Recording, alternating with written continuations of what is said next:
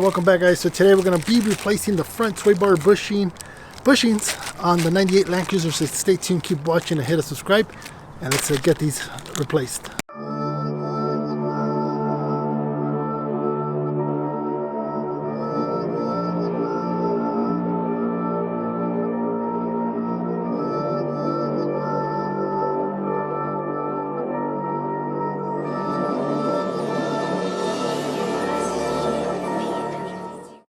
So today we're going to be replacing the front sway bar bushings with the OEM Toyota ones. They don't need to be replaced as far as I know of, but hey, the vehicle has 230,000 miles and these are fairly cheap.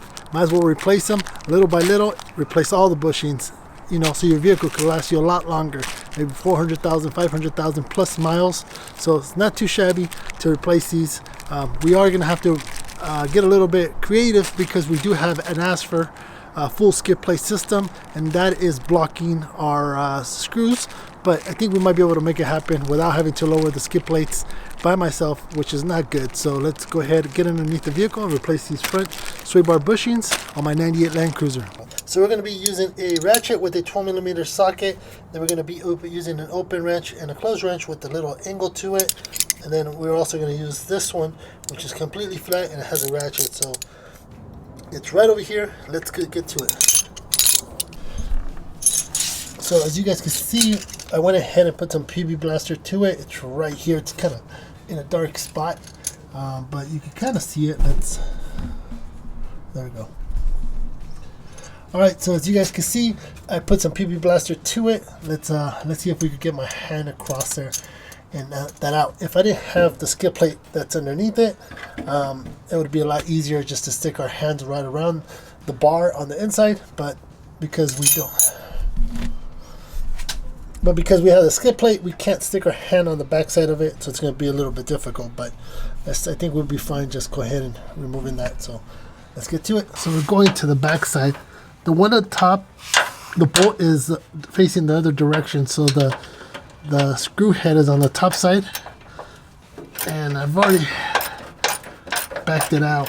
So I'm hoping if we remove this one, if this bracket will just slide to the side and this bolt will clear this.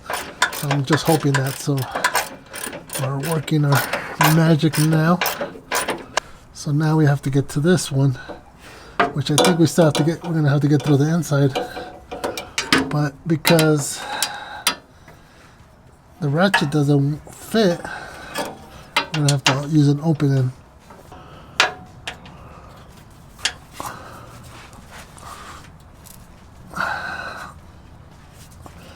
So it's not pretty, it's not super tight, so that is very helpful.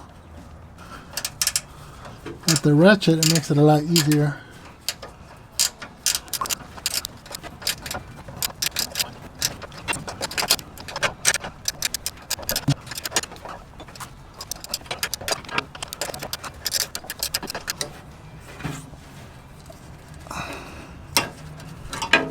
Alright, so finally got the bolt out. So now I'm hoping I could just slide this bracket off to either side, or the rubber bushing, because it hits up against the sway bar, the torsion bar. So I'm hoping that I can remove just the bracket over, which I just did, because the torsion bar is in the way. So this should just open up just like that, and I should be able to slide this over to the inside. And here we go. We got our bushing and our sway bar bracket. Let's get it out and compare it to the new one. Alright, so here is our link that our bracket for our sway bar link. We're going to go ahead and clean this up before we install it. Here is our old bushing, or original bushing. It's a little bit all blonged out. Again, just kind of like the rear ones. It does have a metal plate. The fronts do have a metal plate compared to the rear ones, as you guys can see. It has some wear and tear in it. You can see that once I'm opening it, it's kind of like ripping in the center. Obviously compared to the new one. The new one is, and I'll put all the information for the new parts in, just have like a sleeve coating, so that's why you get like a split right here. So here's the difference between a new one and an old one. Obviously this one's the new one, this one's the old one. It's already flat on this part right here compared to here. So again, you don't have to replace this often, but I mean, again, at 200,000 miles, 230,000 miles or plus, if I replace this, it's not gonna, you know, break my pocket, and it's obviously gonna do some good for the sway bar, so for performance and stuff like that. So clean up our bracket and our sway bar and put this one back, put the new one back in.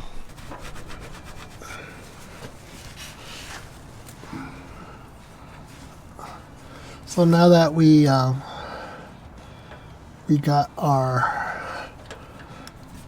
sway bar cleaned up,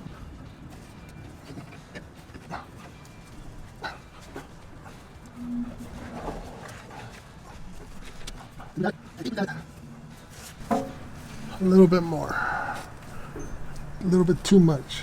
Boom.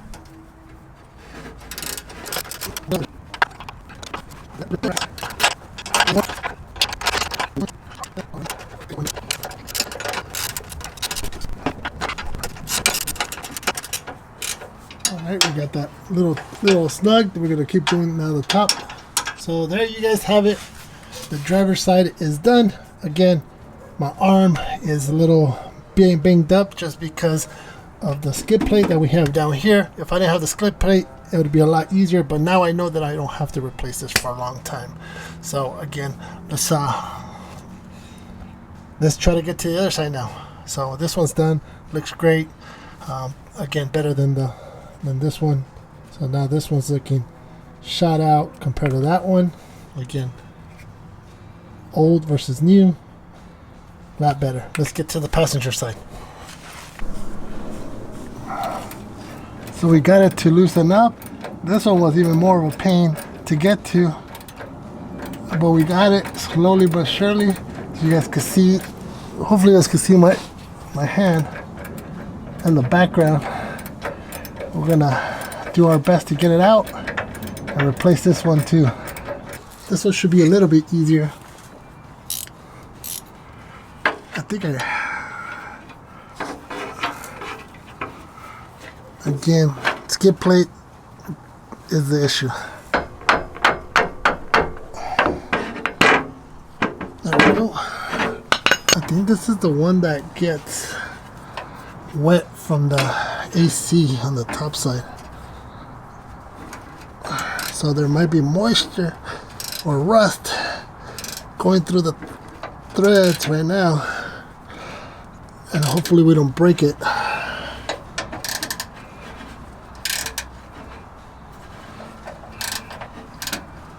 I know a lot of landcruisers have a rust issue right here because the condensation from the AC unit literally drops into this spot right here and rusts out all this.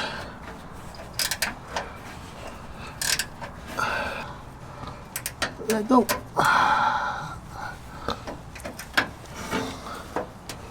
There we go. There we go.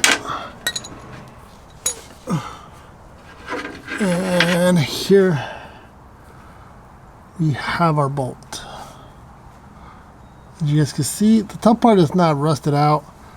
The bottom one, I do see some moisture, but for the most part, I think we have a good mount here that's not been rusted. So I'm confident just by looking at this that that's not an issue. At least that's not an issue on our LandCruiser. So all right, let's get this sucker out. There we go. Got our bracket out, and now we should be able to push down on the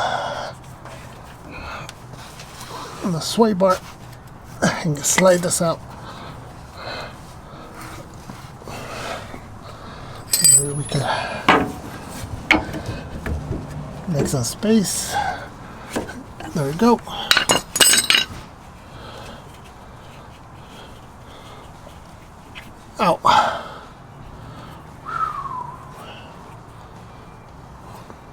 Again, this one's about the same as the other one. Does have a little bit more rips and tears, but we're good. Let's clean our area up in our bracket and put our new bushing in. This is our new one. This is what it's going to look like once we install it. I'm gonna go ahead and install it, and I'll take up your time and then show you what it looks like. There you have it, the passenger side, and let's finish this video. All right, so there you have it. We replaced our sway bar bushings. Again, these things were beat up, so you guys can see. Again, you don't have to replace them anytime soon if you choose not to. My car had 230,000 miles on it, but you know, again, very inexpensive to just go ahead and swap it out.